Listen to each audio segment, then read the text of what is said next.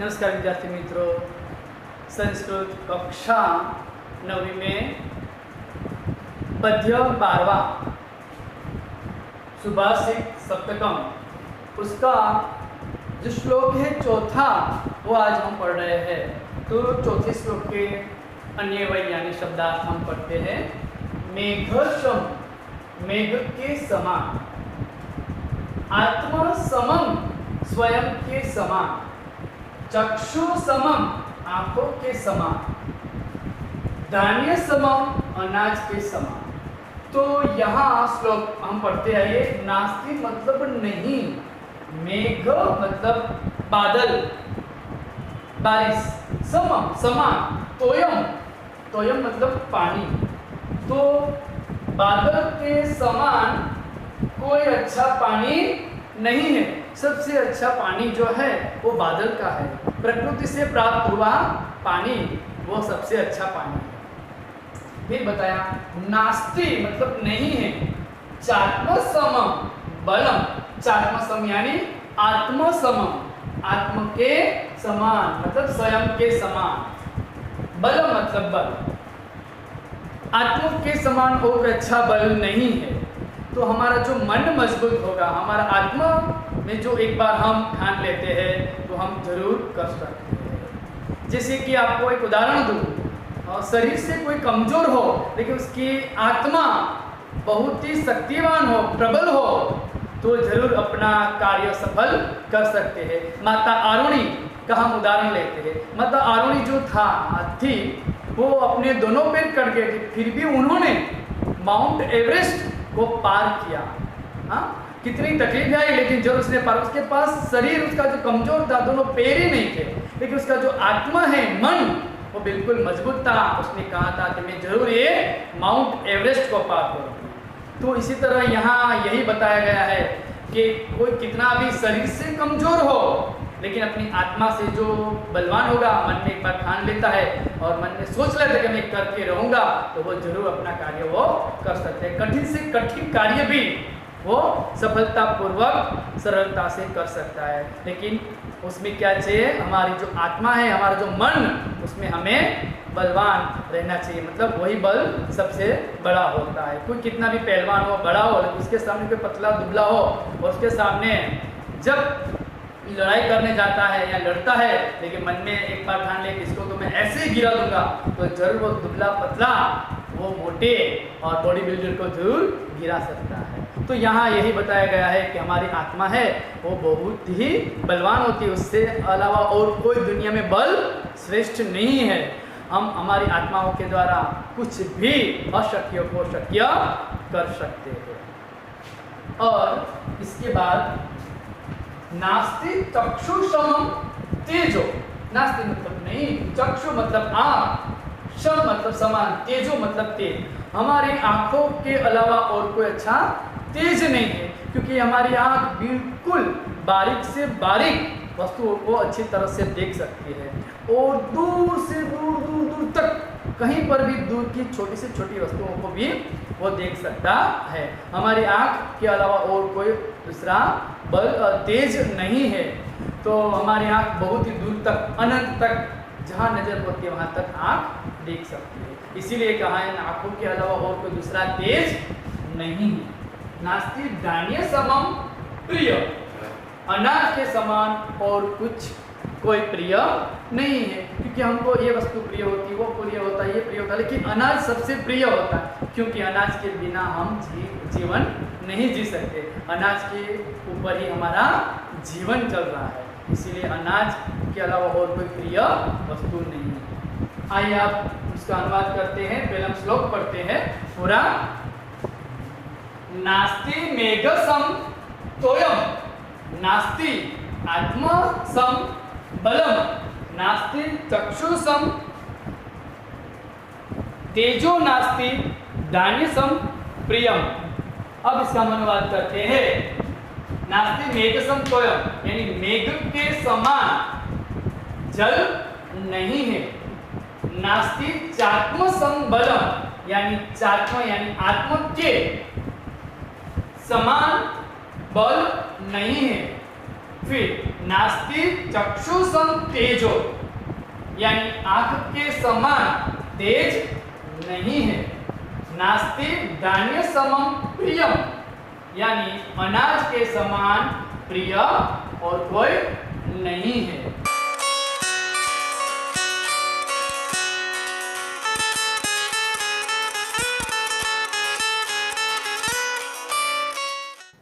श्लोक 5वां में उसके हम अन्य यानी शब्दार्थ पढ़ते हैं। सुशीलता मतलब सच्चा चरित्रता। फिर एतानी विदधति, ये सब करता है। एक पक्ष, एक पंख वाला। फिर प्रयाति मतलब उड़ नहीं सकता। तो ये जो श्लोक है उसमें बताया गया है कि विद्वान कैसा होता है, उसके गुण बताए गए हैं कि सभी गुण उसमें होने चाहिए। एक भी गुण नहीं होता है तो विद्वान नहीं कहलाता है। तो यहाँ हम श्लोक पढ़ते हैं। सत्य मतलब सत्य, तपो यानी तप, ज्ञानम मतलब ज्ञान, अहिंसा, च विद्वतो प्रणाम, विद्वानों को प्रणाम करता है। च सुशीलता यानी जिसमें सच्चा चरित्र है। एतानि यो विदधाति, एतानि यो मतलब येतानि यो विदधाति, यह सब जो करता है। श मतलब वह, विद्वान मतलब विद्वान। हेको न हेको पक्षो, न मतलब नहीं, हेको पक्षो यानी एक पंख, विहंग मतलब पक्षी को, यानी एक पंख पक्षी को नहीं होती। प्रयाति मतलब उड़ नहीं सकता है। तो यहां बताया गया है कि सत्य, तप, ज्ञान, अहिंसा, विद्वानों को प्रणाम करना और सचरित्रता, जो यह सब करता है वही विद्वान है। निश्चित रूप से एक पंख वाला पक्षी आगे नहीं जा सकता, अर्थात उड़ नहीं सकता। तो विद्यार्थी मित्रों, यहाँ ये बताया गया है कि जो विद्वान की गुण बताए गए हैं, तो विद्वान के अंदर ये सब गुण होने चाहिए। सत्य, तप, ज्ञान, अहिंसा और विद्वानों को प्रणाम करना और सच्चरित्रता। सच्चरित्रता जो ये सब करता है ना, वही विद्वान है। जैसे कि पक्षी जो है उसको दोनों पंख चाहिए, एक पंख नहीं हो तो वो उड़ नहीं सकता। उसी तरह विद्वान में ये सभी गुण होने चाहिए। सत्य, तप, ज्ञान, अहिंसा, विद्वान को प्रणाम करना, सच्चरित्रता, ये सब गुण होने चाहिए। उसमें से एक भी गुण नहीं होता है तो वो आगे नहीं बढ़ सकता है। तो यहाँ ये श्लोक का भावार्थ ये निकलता है, विद्वान में यहाँ बताए गए सभी गुण होने चाहिए, उसमें एक भी गुण नहीं होता है तो वो आगे नहीं बढ़ सकता। जैसे पक्षी एक पंख से आगे नहीं उड़ सकता है। तो अनुवाद करते हैं पूरा अच्छी तरह से, आप बिल्कुल यहाँ पर ध्यान देना। सत्य, तप, ज्ञान, अहिंसा, विद्वानों को प्रणाम और सच्चरित्रता, जो यह सब करता है वही विद्वान है। निश्चित रूप से एक पंख वाला पक्षी आगे नहीं जा सकता, अर्थात उड़ नहीं सकता है।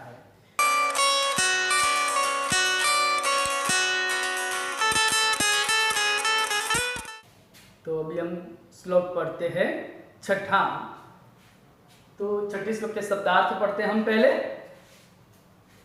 मध्यमानत यानी मंथन से या घिसने से। तो दो वस्तुओं को आपस में घिसे उसको मंथन भी कह सकते हैं, और घिसना जिससे मंथन संस्कृत में कहा जाता है। जायते, जायते मतलब उत्पन्न होना।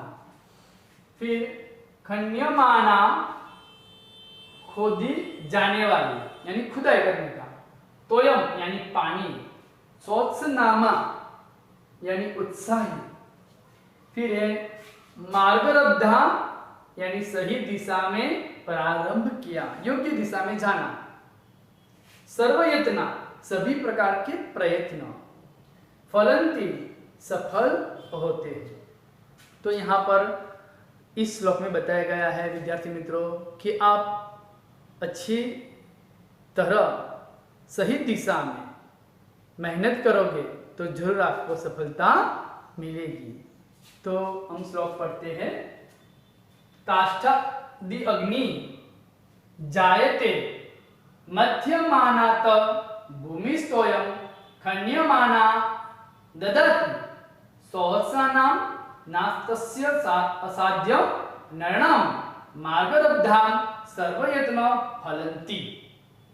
तो काष्ठादि अग्नि यहां बताया गया है।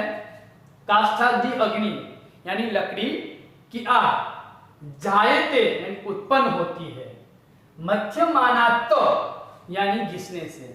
तो विद्यार्थी मित्रों, आपने देखा होगा कि बड़े बड़े जंगलों में दावानल जिसको हम कहते हैं, तो जंगल में बड़ी बड़ी लंबी लंबी पेड़, लंबे लंबे पेड़ होते हैं और वो पेड़ हवा के कारण, तूफानों के कारण आपस में टकराते हैं, तब उसमें से घिसने से आग उत्पन्न होता है। तो यहाँ बताया गया काष्ठादि अग्नि जायते मध्यमाना, यानी मंथन करने से लकड़ी में अग्नि उत्पन्न होती है।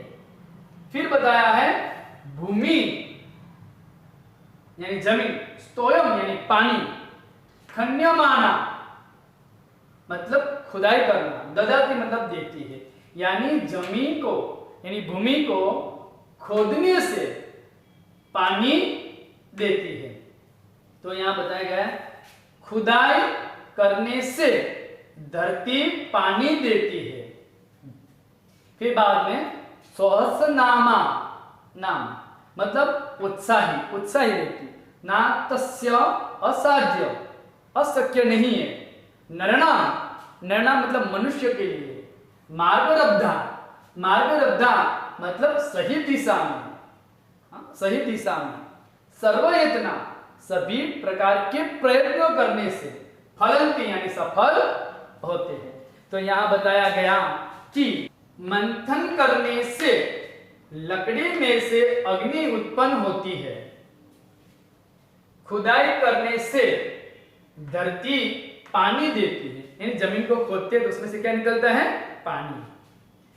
और उत्साही लोगों के लिए, जिसमें उत्साह है कि मुझे काम दिया है वो तुरंत ही करके देते हैं, या काम करने, काम मिलने की राह देखते रहते हैं और उत्साह से, मन से, तन से पूरा दिन रात एक करके उत्साह से, आनंद से, खुश होकर काम करते हैं, खुश खुश होकर।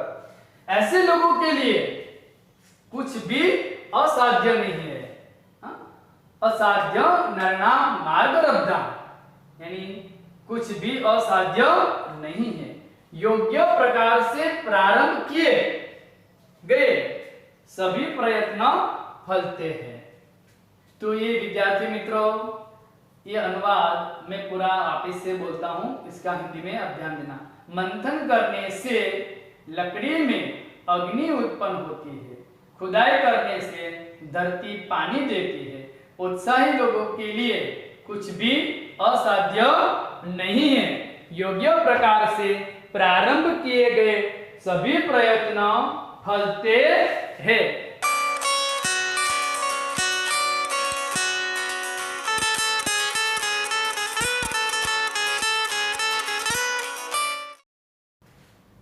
विद्यार्थी मित्रों, 7वां श्लोक पढ़ते, अंतिम श्लोक।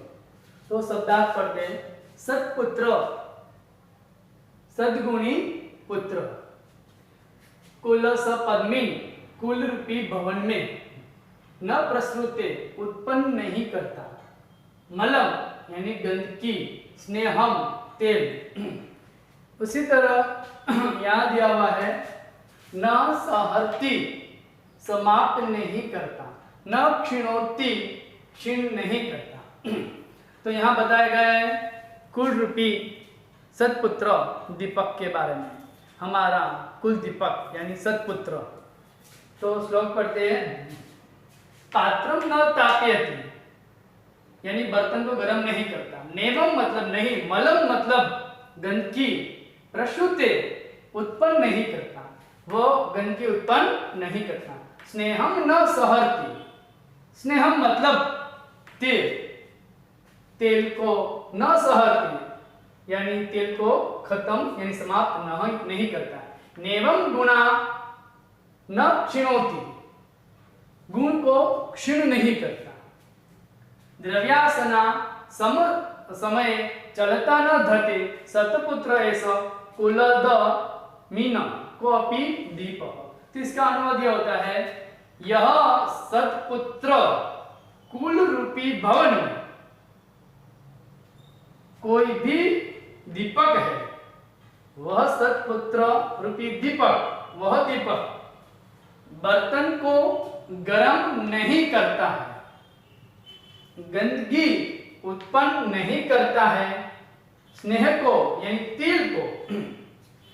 तेल को समाप्त नहीं करता है और गुणों को क्षीण नहीं करता है।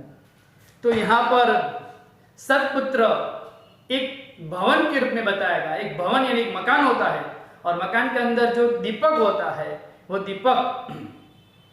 दीपक जो होता है वो बर्तन को गर्म भी करता है और बर्तन जो होता है दिया उसको गंदा भी करता है और उसके अंदर जो तेल होता है उसको खत्म भी करता है। लेकिन यहाँ सतपुत्र की बात हुई है। सतपुत्र अच्छा गुण वाला पुत्र जो होता है, ना तो वो अपने कभी कुल यानी भवन यानी एक मकान, और मकान का मतलब यहाँ एक कुल दिया गया, कुल, और कुल को मकान के रूप में बताया गया है और दिया है वो सतपुत्र के रूप में। तो सतपुत्र है जिसे वो दिया होता है वो बर्तन को गर्म करता है, लेकिन यहाँ ये सतपुत्र जो होता है वो कुल को कोई हानि नहीं पहुंचाता है, गर्म नहीं करता मतलब हानि नहीं पहुंचाता है, ना ही तो उसको गंदा करता है मतलब उसको कोई नाम खराब नहीं करता है। तो सतपुत्र जो होता है वो कुल के दीपक की तरह होता है और उसमें से ना ही तो कभी जैसे दिए के अंदर तेल खत्म हो जाता है, इसी तरह सतपुत्र होता है उसमें से कभी गुण खत्म नहीं होता है। हाँ, ये बताया ना यहाँ पर नेवम गुणा न क्षीणोति, यानी अपना गुण को कभी क्षीण यानी खत्म नहीं करता। तो सतपुत्र जो होता है ना तो वो बर्तन को गर्म नहीं करता, यानी वो अपने कुल को कभी कोई ऐसी बात नहीं होती जिससे अपने कुल का नाम खराब हो। और बताया गया है कि नेवम मलम प्रश्रुते स्नेहम, ना ही तो कभी कुल के बारे में कुछ किसी को सुनना पड़ता है। और यहाँ सतपुत्र ऐसा कुल सपद्मी न कोपी दीपः, यानी कुल दीपक जो होता है वो दीपक है, वो भवन रूपी, यह सतपुत्र कुल रूपी भवन में कोई दीपक है और वह सतपुत्र रूपी दीपक बर्तन को गर्म नहीं करता है, गंदगी उत्पन्न नहीं करता है, स्नेह को यानी तेल को समाप्त नहीं करता है और गुणों को क्षीण नष्ट नहीं करता है। तो यहाँ ये श्लोक पूरा होता है विद्यार्थी मित्रों।